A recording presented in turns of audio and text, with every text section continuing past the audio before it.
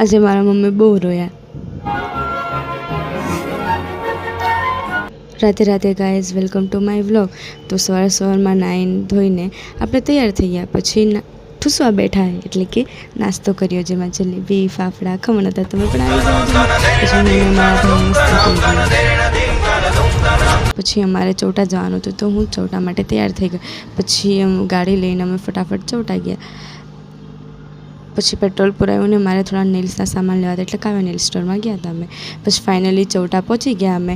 ત્યાં અમે થોડાક પીસના કલેક્શન જોયા, અમને એટલા બધા ખાસ ગમ્યા નહીં.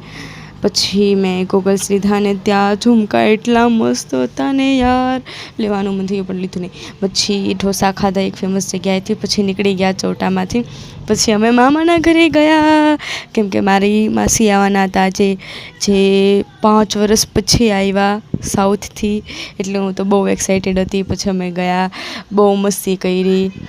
પછી છે મારા પોકી નાની. પછી થોડી મારી મમ્મી બહુ ઇમોશનલ થઈ ગઈ હતી, મારા બહુ વર્ષ પછી મારા માસી આવ્યા એટલે.